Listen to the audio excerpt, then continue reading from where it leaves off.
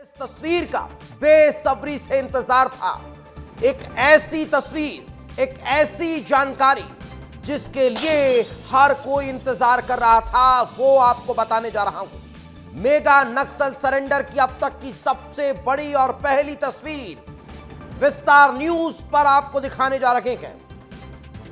बस्तर में नक्सलियों का अब तक का सबसे बड़ा सरेंडर होने जा रहा है।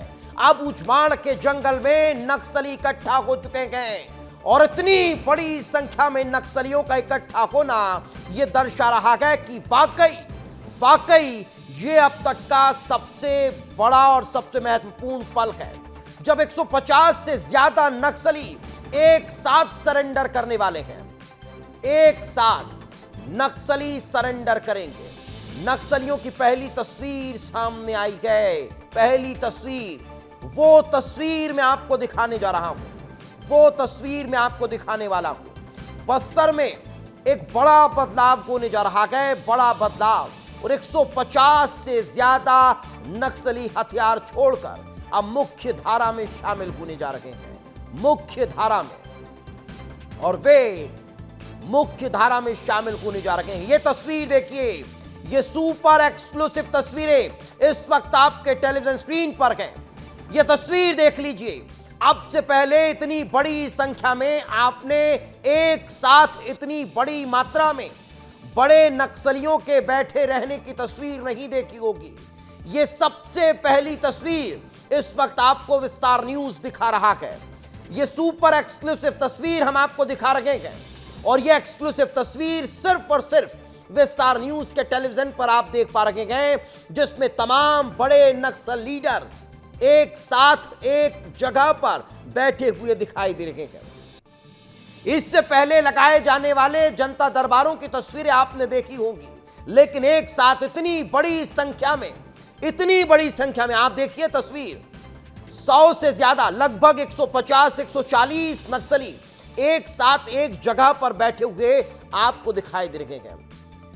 ये इंद्रावती के उस पार की तस्वीर है जहां पर इतनी बड़ी संख्या में नक्सली इकट्ठा हुए हैं। भैरमगढ़ में इंद्रावती नदी के उस पार की यह तस्वीर है। यह मेगा नक्सल सरेंडर की अपने आप में जीती जागती बहुत बड़ी तस्वीर है। तो भैरमगढ़ में इंद्रावती के उस पार की यह तस्वीर है। अब उजमाड़ के जंगलों में ये नक्सली इकट्ठा हो चुके हैं। सालों तक इस जंगल में हथियार लेकर ये तमाम नक्सली घूमते रहे, लगातार अपने हक की लड़ाई लड़ते रहे, लेकिन अब ये सभी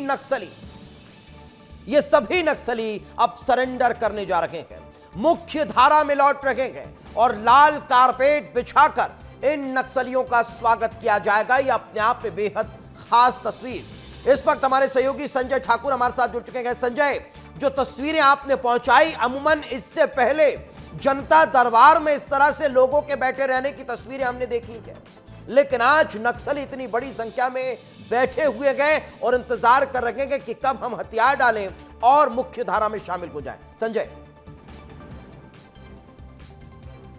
बिल्कुल, देखिए ये तस्वीर बहुत ही महत्वपूर्ण है। ये तस्वीर ऐतिहासिक है दीपेश। ये तस्वीर बस्तर के एक पूरे के पूरे दौर के खात्मे की तस्वीर है। ये जो नक्सली हैं ये सालों तक जंगलों के अंदर बंदूक लेकर घूमते रहे, लेकिन आज इन सभी नक्सलियों ने वापसी का मन बनाया है और यही वजह है कि इस मंथन को लेकर ये सारे नक्सली जो है ये इंद्रावती नदी के पास पहुंचे हैं। ये सारे नक्सली जो है अपने लीडर रुपेश के साथ यहाँ पहुंचे हैं। 100 से अधिक नक्सली हैं यहाँ बैठकर। अब इस बारे में मंथन चल रहा है, जब ये वापस लौटेंगे तो वहाँ का जीवन कैसे होगा, क्योंकि समझिए एक बहुत बड़ी वैचारिक लड़ाई थी ये लड़ाई जितनी बंदूकों से लड़ी जा रही थी उससे ज़्यादा लड़ाई जो है ये वैचारिक थी।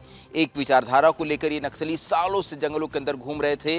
कुछ ऐसे नक्सली जो 30 साल 40 साल से नक्सल संगठन में थे। ऐसे में जब आज वो वापस लौटने का मन बना रहे हैं तो इसमें वक्त लगता है। यही वजह है कि सुबह से ही एक एक कर घने जंगलों से नक्सली, जिनका ठिकाना ढूंढना मुश्किल हो जाता था, वो एक एक कर बाहर निकले। वो एक एक कर इंद्रावती नदी के किनारे तक आए। वहाँ से ये नक्सली यहाँ बैठे, वहाँ उनकी एक बैठक हुई। इसके बाद ये नक्सली इंद्रावती नदी पार करेंगे। इंद्रावती नदी को पार करने के बाद ये पुलिस के वाहनों में बैठेंगे और भारी सुरक्षा के बीच इन नक्सलियों को लाया जाएगा पास के सुरक्षित कैंप में। वहां से नक्सली पहुंचेंगे। लेकिन संजय, पुलिस और नक्सलियों के बीच में कोऑर्डिनेशन भी लगातार जारी होगा। कौन कर रहा है, किसके माध्यम से किया जा रहा है, चलिए ये बात तो सामने नहीं आएगी, लेकिन क्या कोई एक सेतु बना हुआ है जो लगातार इन दोनों के बीच कम्युनिकेशन का काम कर रहा है? बिल्कुल, कुछ लोग हैं जो सेतु बने हुए हैं, फिलहाल उनके नाम को उजागर करना बिल्कुल ठीक नहीं होगा। जी। लेकिन कुछ लोग हैं जो बहुत ही दिनों से दोनों तरफ से बातचीत की कोशिशें कर रहे थे और एक क्योंकि रास्ता जो है वो नक्सली खुद भी ढूंढना चाह रहे थे, पुलिस द्वारा, सरकार द्वारा भी एक रास्ता जो है तलाशने की कोशिश की जा रही थी। यही वजह है कि बार बार दोनों ओर से, नक्सलियों की ओर से भी लेटर लिखे जा रहे थे। रुपेश, जिस नक्सली की हम बात कर रहे हैं, टक्कापल्ली वासुदेव, उसके द्वारा कई लेटर लिखे गए। उसने भी कहा कि हम शांति वार्ता चाहते हैं। फोर्स ने भी कहा, सरकार ने भी कहा कि कोई एक बीच का रास्ता निकाला जाना चाहिए, खून खराबा बंद होना चाहिए। आखिरकार दोनों एक जगह आकर के मिले हैं। फिलहाल जो इंद्रावती नदी है, जो इतने सालों से, मुझे लगता है दशकों से, सदियों से एक पूरी दुनिया को एक दूसरे से अलग करती है। एक इंद्रावती नदी के इस पार की दुनिया है जहां हम और आप रहते हैं, इंद्रावती नदी के उस पार की दुनिया है जहां अबूझमाड़ जैसे जंगल हैं। ये जंगल जो है, ये नक्सलियों का बीते 5 दशकों से सबसे मजबूत ठिकाना बने और यही वजह है कि देखिए आज जब हम नक्सलवाद के खात्मे की ओर ये आगे बढ़ रहे हैं, तो वही नदी जो है, आज भी वही नदी यहाँ एक डिवाइडर का काम कर रही है। इंद्रावती नदी के उस पार सोचिए अभी क्या कुछ चल रहा होगा वहाँ, जब ये नक्सली जुटे हैं, जब उन्हें ये पता है कि अब उन्हें वापस आना है, कितनी बातें उनके दिमाग में होगी, कितनी असुरक्षा का भाव होगा या कितना विश्वास होगा सरकार के ऊपर। तो फिलहाल यहाँ जो बैठक चल रही है ये बहुत महत्वपूर्ण है। सभी नक्सलियों के चेहरे आप देखिए, अलग अलग कैडर के नक्सली हैं। महिलाएं आपको नजर आएगी, महिलाएं अपने कंधों पर 12 बोर बंदूकें के 47 इंसास जैसी बंदूकें टांग कर घूम रही हैं। कुछ बड़े कैडर्स के नक्सली भी नजर आएंगे, कुछ बिल्कुल युवा नजर आएंगे जो कुछ सालों पहले, कुछ महीनों पहले ही नक्सल संगठन से जुड़े होंगे। कुछ ऐसे नक्सली जो 30 सालों से नक्सल संगठन से जुड़े हैं। ऐसे में ये सारे नक्सली बैठकर एक बीच का रास्ता निकालने की कोशिश कर रहे हैं। उनकी मंथन कर रहे हैं। मैं लौटूंगा आपके पास, किस बात को लेकर विचार हो रहा है, किस तरह से मंथन किया जा रहा है, क्या रणनीति अब आगे को लेकर बनाई जा रही है, वो सब समझेंगे। रवि भी हमारे साथ जुड़े हुए हैं। रवि, ये अपने आप में अब तक की सबसे बड़ी तस्वीर है जो सिर्फ और सिर्फ स्टार न्यूज अपने दर्शकों को दिखा रहा है और ये बता रहा है कि अब देखिए सब कुछ बदल गया है, सब बदल गया है। अब वो बस्तर पहले वाला बस्तर नहीं रहा, अब बहुत खुशहाल और शांति की तरफ आगे बढ़ रहा है। रवि,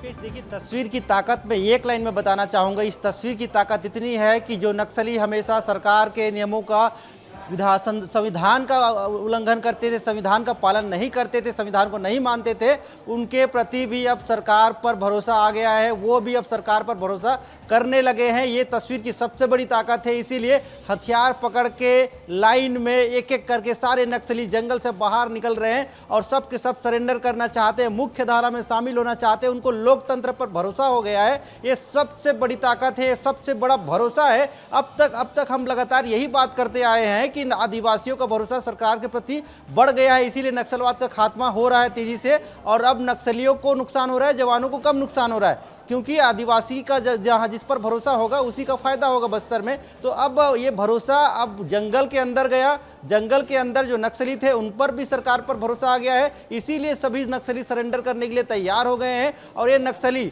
देखिए एक एक करके सब अभी आ रहे हैं। इंद्रावती नदी से सीधे जाएंगे जगदलपुर और जगदलपुर में कल बहुत बड़ी प्रेस कॉन्फ्रेंस होने वाली है। इसमें राज्य के मुख्यमंत्री, डिप्टी सीएम विजय शर्मा, तमाम बड़े सुरक्षा अधिकारी वहां पर मौजूद रहेंगे और उन सभी के मौजूदगी में ये सरेंडर का आयोजन किया जाएगा। बिल्कुल, तो संजय यानी कहा जा सकता है कि अगर ठान लिया जाए, संकल्प कर लिया जाए, निश्चय कर लिया जाए, तो असंभव को संभव कर दिखाना कोई कठिन बात नहीं है और वही छत्तीसगढ़ में अब देखने को मिल रहा है।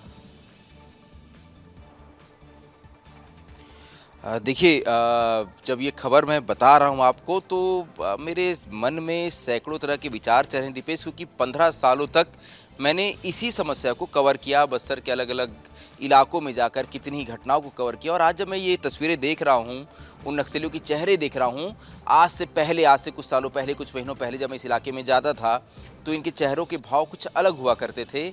आज इनके भाव काफ़ी अलग हैं। कल जब ये मेगा सरेंडर होगा, जब प्रदेश के मुखिया यहाँ होंगे, जब वो लोग जंगलों से निकलकर वापस ये जगदलपुर में आके खड़े होंगे तो उनके चेहरे के भाव काफ़ी अलग होंगे। सोचिए कितनी बड़ी ये जो है सफ़र, कितनी बड़ी जर्नी जो है वो तय की है बस्तर ने और इसके लिए कितने जवानों ने अपनी शहादत दी है, कितने ही नक्सलियों का खून भी बहा, आम लोग मारे गए। इतने खून खराबे के बाद आखिरकार बस्तर में अब शांति आती हुई नजर आ रही है। लेकिन अभी भी एक लंबा सफर बाकी है, क्योंकि अब ये नक्सली नदी पार करेंगे, नदी पार करके बहरमगढ़ पहुंचेंगे। बहरम नदी पार कितना करते ही डिस्टेंस है इनके लिए संजय? बसों का इंतजाम किया गया है, वहां ये बसों में बैठेंगे पुलिस द्वारा। ये लगभग डिस्टेंस अगर आप मान के चलें तो उस पारी से बहरमगढ़ की दूरी जो है 45 किलोमीटर है, और वहां से बहरमगढ़ से फिर जगदलपुर की दूरी जो है वो लगभग 150 किलोमीटर है। ऐसे में लगभग ये 200 किलोमीटर का दायरा है, लेकिन इस 200 किलोमीटर के दायरे दूरी को पूरा करने में दिपेश मुझे लगता है 20 साल से ज़्यादा का वक्त लग गया। और कितने ही संघर्ष के बाद जो है, कितने ही दौर की वार्ता के बाद, कितनी कोशिशें की गई, कितने पत्रकारों ने इसके लिए मेहनत की। मैं सोचता हूँ कई बार कितने दिन हमने बिताए हैं, ज्ञानंद जी हमारे एडिटर जो हैं, हम लोग साथ में जाकर कितने बार हमने जो है बस्तर की जंगलों में घूमते रहे, और यही नक्सली वहां भी हमसे मिलते थे। आज भी वहां कुछ पत्रकार संजय, हमारे साथी आप हैं, ये भी बताते वहां जाइएगा, पहुंचे ये हैं। तमाम जो जर्नी है वो भी बताते जाइए। लेकिन इसके साथ एक और सवाल कि अभी क्या जवानों के संपर्क में ये सभी नक्सली आ चुके हैं, या फिर अभी और डिस्टेंस कवर करनी है, फिर जवानों के साथ इनका मुलाकात होगी और फिर जवानों की गाड़ियों में बैठकर ये जगदलपुर पहुंचेंगे? बिल्कुल, देखिए नदी पार करने के बाद ही सब कुछ होगा, क्योंकि फिलहाल जो जवान हैं उनका एक्सेस जो है वो नदी के इस तरफ है। नदी के उस पार जो है अभी भी जवान नहीं पहुंच पाए हैं, लेकिन क्योंकि ये बात कुछ दौर के आगे बढ़ गई है। पहले हमने देखा कि कांकेर में राजमन और सुखलाल जैसे, राजू सलाम जैसे बड़े नक्सली जो हैं वो लोग निकलते हैं। बिल्कुल इसी तरह से जो तस्वीर आज हमने सुबह दिखाई थी दीपेश, जिसमें हमें नजर आ रहा था कि जंगलों को पार कर नक्सली आ रहे थे। अब ये नक्सली भी जो हैं, क्योंकि उन्होंने ये बात ठान ली है कि उन्हें वापस निकलना है जंगलों से, इसलिए ऐसा माना जा रहा है कि कुछ ही देर में बमुश्किल, मेरे भी जस्ट साथी का मैसेज आया कि बमुश्किल 15 से 20 मिनट में ये नक्सली जो है ये नदी पार कर सकते हैं। नदी पार करना भी अपने आप में चैलेंज है, वहाँ पुल नहीं बन पाया है, पतली छोटी डोंगी है, एक डोंगी बमुश्किल 3 से 4 लोग सवार हो सकते हैं, 5 से 6 डोंगी वहाँ है। तो अगर 150 नक्सलियों को पार करना है तो उसमें भी जो है करीब 1 घंटे का समय लगेगा। तो तमाम तरह की चुनौतियाँ हैं, लेकिन इस बात का सुकून है कि आखिरकार जिस पल का सभी को इंतजार था वो साकार होता नजर आ रहा है। एक बहुत बड़ा क्षेत्र नक्सलियों का सबसे मजबूत गढ़, क्योंकि ऐसा माना जाता है कि मार डिवीजन और इंद्रावती टाइगर रिजर्व का इलाका, जहां इस वक्त नक्सली बैठे हैं, यही नक्सलियों का पूरे देश में अब सबसे सुरक्षित और मजबूत गढ़ था। इस इलाके में फोर्स ने कई बड़े एनकाउंटर्स को अंजाम दिया, नक्सलियों ने भी इस इलाके में कई बार फोर्स पे बड़े हमले किए। ऐसे में सबसे बड़ा जो युद्ध क्षेत्र था, आज उसी युद्ध क्षेत्र से सबसे बड़ी शांति की खबर आ रही है। ये जो नक्सली हैं, ये इस इलाके में ये इतने मजबूत थे, इतने ताकतवर थे कि इस इलाके में ये अपनी एक पूरी सरकार चलाते थे। यही वजह है कि यहाँ इस तरह की जो बैठकें होती थी तो इनकी जन अदालतें लगती थी, जनताना सरकार ही चलाते थे। उसी तरह की तस्वीर आज भी है। आज भी देखिए यहाँ ऐसे सैकड़ों ग्रामीणों की हमने कई बार जनताना अदालतें देखी हैं, लेकिन आज देखिए ये नक्सली बैठे हुए हैं, इनका एक बड़ा लीडर बोल रहा है, वो तस्वीर हम अभी शेयर नहीं कर रहे, इनका एक बड़ा लीडर बोल रहा है, वो सब उनकी बातें सुन रहे हैं, वो कोशिश कर रहे हैं समझने की कि आखिर हमारे बड़े लीडर्स ने ये फैसला क्यों लिया, आखिर उन्होंने क्यों इतने साल से जो खून खराबा चला आ रहा था, एक जो क्रांति की भ्रांति इनके मन में थी वो चले आ रही थी, उसे छोड़ने का मन बनाया। ये बात उस अंतिम नक्सली तक पहुंचाना भी बहुत जरूरी हो जाता है, ताकि जब वो वापस मुख्यधारा में आए तो उसके मन में विश्वास हो कि हाँ वो एक सही फैसला ले रहा है। क्योंकि देखिए ये जो नक्सली थे, इन्होंने अपना सब कुछ त्याग दिया था, इन्होंने सब कुछ त्याग करके नक्सल संगठन को ज्वाइन किया, ये अपने परिवार से दूर रहे। कई ऐसे नक्सली यहाँ होंगे जो दूसरे जिलों के हैं, जो दूसरे राज्यों के हैं, लेकिन यहाँ आकर वो काम कर रहे हैं। ऐसे में आज जब उन्हें ये बात कही जा रही है, क्या बदलाव होने वाला है रवि मिरी, ये बहुत बड़ा सवाल हो जाता है। ये इस लिहाज से बड़ा सवाल हो जाता है कि जो नक्सली वहां पर बैठे हैं, उन्होंने सब कुछ छोड़ दिया था, सब कुछ त्याग दिया था, और सिर्फ विचारधारा की लड़ाई वो वहां जाकर हथियारों के दम पर लड़ रहे थे। अब जब वे सरेंडर करने वाले हैं तो हम ये तो कह रहे हैं कि बस्तर में बड़ा बदलाव हो रहा है, लेकिन उनके जीवन में क्या बदलने वाला है, इस पर भी ध्यान देना होगा। रवि दीपेश, देखिए इतने बड़े नक्सली और इतनी बड़ी संख्या में नक्सली जब सरेंडर करते हैं तो इसके पीछे बहुत बड़ा प्रभाव पड़ता है जंगल के अंदर जो बचे हुए नक्सली हैं उनको। क्योंकि देखिए सारे नक्सली जब बाहर आ जाएंगे तो बचे खुचे नक्सली वो अंदर क्या करेंगे, वो एनकाउंटर में मारे जाएंगे। इसीलिए वो डर में कई नक्सली आएंगे, कुछ तो प्रभावित होकर आएंगे और कुछ डर के आएंगे, मतलब आना निश्चित है, नहीं आएंगे तो बहुत नुकसान उनको हो सकता है। और हमारे ब्यूरो चीफ मृगेंद्र पांडे जी हमारे साथ हैं, और उनसे भी कुछ समझ लेते हैं कि इतनी बड़ी तस्वीर आई है, बस्तर के सारे नक्सली अब मुख्य धारा में लौट रहे हो भी हथियार के साथ। देखिए जो हमारी टैगलाइन है कि समय से पहले खत्म होगा नक्सलवाद, ये उसी दिशा में बढ़ता कदम है। आप देखिए प्रधानमंत्री नरेंद्र मोदी का भी बस्तर छत्तीसगढ़ में दौरा है, उससे पहले बड़े पैमाने पर नक्सली अंदरूनी इलाकों से निकल रहे हैं। ये बदलते बस्तर की तस्वीर है, एक सुनहरे बस्तर की तस्वीर है। जो लोग कभी बंदूक को हथियार बनाकर आदिवासियों की हत्या करते थे, जवानों की हत्या करते थे, आज वो लोग लोकतंत्र पर आस्था जता रहे हैं, संविधान पर आस्था जता रहे हैं और अपने कंधे पर बंदूक लटकाकर वापस आ रहे हैं। कल ही हमने देखी एक तस्वीर जो बहुत अच्छी तस्वीर मानी जा रही है, महाराष्ट्र के मुख्यमंत्री के सामने भूपति जैसे बड़े नक्सली ने आत्मसमर्पण किया। आप समझिए कि बस्तर में अबूझमाड़ का इलाका जो अभी थोड़ा बहुत नक्सलियों के प्रभाव का है, वहाँ से अगर इस तरह की तस्वीर आ रही है तो ये सरकार के लिए और बस्तर के लिए और छत्तीसगढ़ के लिए एक अच्छा संकेत। अभी जो राज्य उत्सव होने वाला है वो सब छत्तीसगढ़ के लिए बहुत बड़ा होने वाला है, बहुत जरूरी होने वाला है। निसंदेह बहुत बड़ा होने वाला है, क्योंकि देखिए जिस तरीके से पिछले 2 साल में नक्सलियों ने आत्मसमर्पण किया है, उनके खिलाफ बड़े ऑपरेशन हुए, चाहे कर्रे गुट्टा की पहाड़ी को देखें या तमाम जगहों पे अंदरूनी इलाकों में फोर्स पहुंच रही है। उसके बाद ये राज्योत्सव होने जा रहा है, 1 नवंबर को राज्योत्सव होगा। वो प्रधानमंत्री नरेंद्र मोदी खुद आएंगे और सबसे बड़ी बात है कि जो ये सफलता मिल रही है, क्योंकि बीजेपी का ड्रीम प्लान है देश की आंतरिक सुरक्षा के लिए सबसे बड़ा मुद्दा नक्सलवाद है और उस नक्सलवाद को खत्म करना है और उसके लिए लगातार काम हो रहा है। डबल इंजन की सरकार काम कर रही है। इस लिहाज से प्रधानमंत्री जब आएंगे तो उनके भाषण के मुख्य अंश में ये सब चीजें शामिल होंगी कि हमने इतने नक्सलियों को आत्मसमर्पण बिल्कुल। तो पीएम के दौरे के पहले इतनी बड़ी संख्या में नक्सलियों का आत्मसमर्पण अपने आप में बहुत बड़ा तोहफा दीपावली के इस शुभ अवसर पर और राज्य के स्थापना अवसर पर नजर आने वाला है प्रधानमंत्री नरेंद्र मोदी के लिए। तो ये ऐतिहासिक और अद्भुत पल है जिसकी तस्वीरें हम लगातार आपको दिखा रहे हैं। संजय मेरे साथ मौजूद है। संजय, एक बड़ा सवाल, जो तस्वीरें हम देख पा रहे हैं उसमें महिला नक्सलियों की संख्या जो है वो ज्यादा दिखाई दे रही है, यानी अंदरूनी जंगल के इलाकों में मोर्चा शायद महिला नक्सलियों ने बहुत बखूबी निभाया और उसको संभाल कर रखा, एक चीज। और दूसरी चीज कि अब जब नक्सली आत्मसमर्पण कर रखे हैं तो इनके जीवन में क्या बड़ा बदलाव होने जा रहा है? देखिए, आपको याद होगा पिछले महीने 13 सितंबर को नक्सलियों के सेंट्रल कमेटी मेंबर सुजाता ने तेलंगाना में समर्पण किया था, जो इसी वेणुगोपाल राव की भाभी थी। उस नक्सली के बारे में एक बात कही जाती है कि उसके भाषण इतने प्रभावी होते थे कि कई बार सिर्फ उसके भाषण सुनकर कई महिला नक्सलियों ने संगठन ज्वाइन कर लिया। ऐसा माना जाता है कि महिला नक्सलियों की संख्या नक्सल संगठन में पुरुषों से ज़्यादा है, यानी कि बस्तर के इलाके में महिलाओं ने नक्सल संगठन को ज़्यादा चुना। यही वजह है कि इस तस्वीर में हम आपको जब देख पा रहे हैं तो आपको महिलाएं इसमें बहुत बड़ी संख्या में नजर आएगी।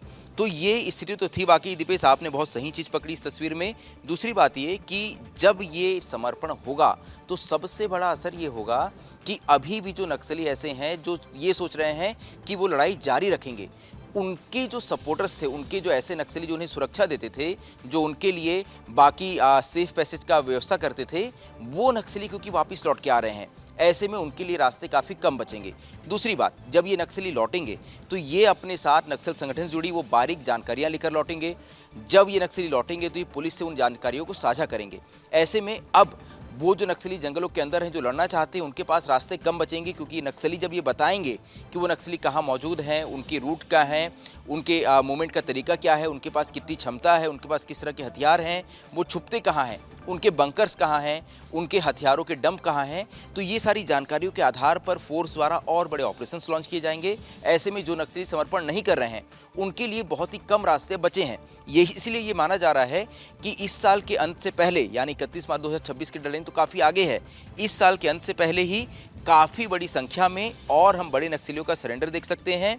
इसके अलावा ऐसा बताया जा रहा है कि दीपावली के आसपास एक बहुत बड़ा धमाका होने वाला है। एक बहुत बड़ा नक्सली जो बस्तर ही नहीं पूरे देश में नक्सलवाद का सबसे बड़ा चेहरा है, वो समर्पण कर सकता है। उससे भी लगातार जो है वो भी इस टच में है, वो भी लगातार इस ओर आगे बढ़ रहा है कि समर्पण की ओर आगे जाए। तो फिलहाल सभी की नजर जो है, क्योंकि इलाका में समझा देता हूं भौगोलिक तरीके से, क्या ये माना जाए, जिस बात का आप जिक्र कर रहे हैं, संभवतः ये तय माना जा रहा है कि अब होली से पहले दीपावली तक ही सब कुछ खत्म होने वाला है, सब कुछ समाप्त हो जाएगा? नक्सल संगठन, नक्सल विचारधारा जिस दिशा में अभी तक आगे बढ़ रही थी, अब सरकार जो चाह रही है वो होता हुआ दिखाई देगा? बिल्कुल दीपेश, अगर सब कुछ खत्म ना भी हो तो लेकिन उस ओर सरकार और फोर्स जो है काफ़ी हद तक आगे बढ़ जाएंगी, क्योंकि नक्सलियों का जो आर्म्ड कैडर है, क्योंकि देखिए सरकार ने अब क्या कहा है, सरकार ने कहा है कि हम 31 मार्च 2026 से पहले नक्सलियों के उस सशस्त्र दल को, उस आर्म्ड कैडर को खत्म करना चाहते हैं, यानी कि वो नक्सली जो जवानों पे हमला करते थे उसे खत्म करना चाहते हैं। क्योंकि नक्सलवाद एक विचारधारा है, तो विचारधारा का पूरी तरह से खात्मा कभी भी संभव नहीं है। आज भी तेलंगाना के कई इलाकों में, आंध्र के कई इलाकों में ऐसे कई लोग हैं जो शहरों में बैठकर नक्सल विचारधारा को पोषित करते हैं। यही वजह है कि हम देखते हैं जब बड़े नक्सलियों का इनकाउंटर होता है, जब उनकी लाशों को लेकर वापस तेलंगाना जाते हैं लोग, तो वहाँ बड़ी रैलियाँ की जाती है, उनकी शोक सभाएँ करी जाती है। कुछ नक्सली जो बीते कुछ महीनों मारे गए हैं, उनकी शोक सभाएँ अभी भी तेलंगाना के अलग अलग हिस्सों में आयोजित की जा रही है, जिसमें बड़ी संख्या में, हजारों की संख्या में लोग पहुँचते हैं। ऐसे में वो लोग अभी भी वहाँ मौजूद हैं जो नक्सल विचारधारा को समर्थन करते हैं, लेकिन उनका जो आर्म्ड कैडर है, उस आर्म्ड कैडर की तलाश में ही पहली बार नक्सली आंध्र प्रदेश से बस्तर में दाखिल हुए थे।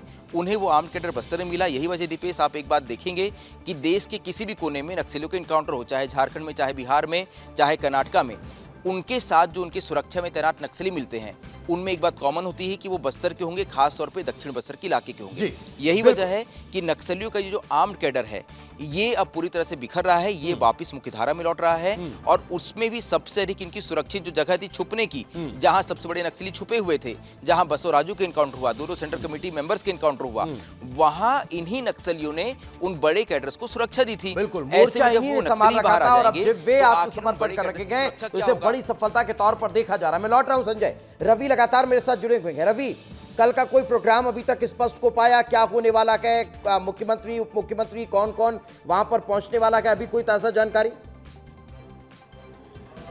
देखिए दीपेश, जो जानकारी निकलकर सामने आई थी वो बता दे रहा हूं कि मुख्यमंत्री विष्णुदेव साय अभी बिहार दौरे पर है। बिहार से आज शाम 5 से 6 बजे के बीच वापस राजधानी रायपुर लौटेंगे। उसके बाद मुख्यमंत्री और विजय शर्मा जी की एक मुलाकात होनी है। उस मुलाकात के बाद ये पता चलेगा कि कितने समय का कल कार्यक्रम रखा गया है, कल कितने समय यहाँ से रवाना होंगे जगदलपुर के लिए, और कितने समय ये प्रोग्राम होगा, प्रेस कॉन्फ्रेंस होगी, समर्पण होगा। जो हमने महाराष्ट्र में देखा था उसी तर्ज पर छत्तीसगढ़ में भी सरेंडर का ये कार्यक्रम रखा जाएगा, और इसका जो नाम दिया जाएगा वो कार्यक्रम का नाम ये है कि घर वापसी। मतलब आदिवासी जो जंगल चले गए थे दूसरे को भटकाने से, और वो अपने घर वापस आएंगे, तो इसको घर वापसी के तौर पे देखा जाएगा। सरेंडर तो नाम दिया गया, लेकिन इसका जो मुख्य उद्देश्य है घर वापसी। जब आदिवासी अपने काम के लिए वापस आ जाए, अपने घर वापस आ जाए, तो इसे घर वापसी ही कहा जाएगा। इसके अलावा एक और जरूरी चीज़ है जिसको ध्यान देना जरूरी है, क्योंकि हम प्रधानमंत्री नरेंद्र मोदी का भी बार बार जिक्र कर रहे हैं। तो अगले महीने नवंबर के महीने में 3 दिन के लिए प्रधानमंत्री नरेंद्र मोदी छत्तीसगढ़ आने वाले हैं। 28 नवंबर से आईजी डीजीपी कॉन्फ्रेंस यहाँ छत्तीसगढ़ में होने वाला है। देश भर के डीजीपी छत्तीसगढ़ आने वाले हैं। तो जहाँ जिस राज्य से नक्सलवाद का जड़ से खत्म होने वाला है, उसी राज्य में इतना बड़ा कॉन्फ्रेंस रखा जा रहा है। मतलब आप साफ साफ समझ सकते हैं कि प्रधानमंत्री नरेंद्र मोदी का छत्तीसगढ़ में कितना ज़्यादा फोकस है, कितना ज़्यादा ध्यान है, और नक्सलवाद को खत्म करने के लिए कितनी मॉनिटरिंग की जा रही है, ये साफ साफ समझ में आ रहा है, क्योंकि इतना बड़ा संकल्प लिया गया है। दीपेश, बिल्कुल बिल्कुल। चलिए, बहुत बहुत शुक्रिया रवि और संजय, आप दोनों का हमारे साथ चर्चा में जुड़ने के लिए।